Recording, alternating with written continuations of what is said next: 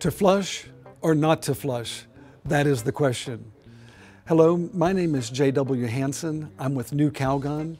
We are the suppliers of RX11 Flush that's become so popular for flushing out line sets during the transition from R22 to R410A. Today, RX11 Flush is available in 4 sizes. A 1-pound size, which normally will flush 2 line sets, a 2-pound size, which will flush 4 line sets, a 13-pound size, which will flush 26 line sets. It's also available in a 26-pound cylinder, so there's now 4 sizes available. What we're going to do today is demonstrate the act of using the flush. Essentially what we have here is a demonstration. This is 15 feet of plastic tubing, which would represent approximately 1/2 of a typical residential line set.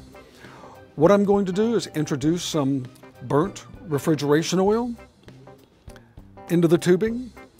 And first, I'm just going to use regular nitrogen, because some people are telling us, I just use a little nitrogen, that's probably pretty good enough.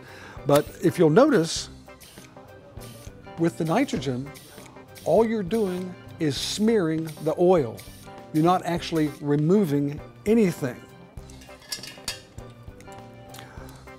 Now let's try it with the RX11 Flush. I'm going to use about 6 or 7 short bursts.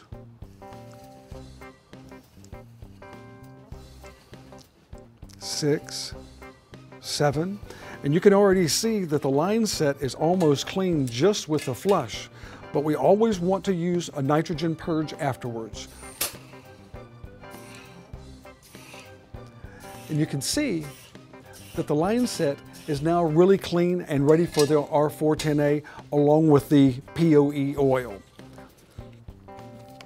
One other thing I always like to tell people is whenever you're using RX11 Flush is to remember that it is a refrigerant.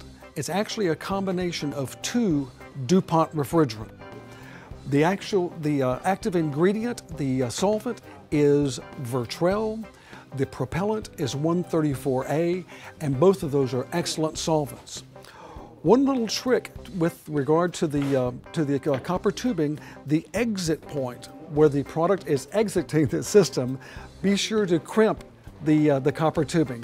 And what that does is keep back pressure on the refrigerant itself, and it'll keep it in a liquid state much longer, enhancing the cleaning process. Thank you.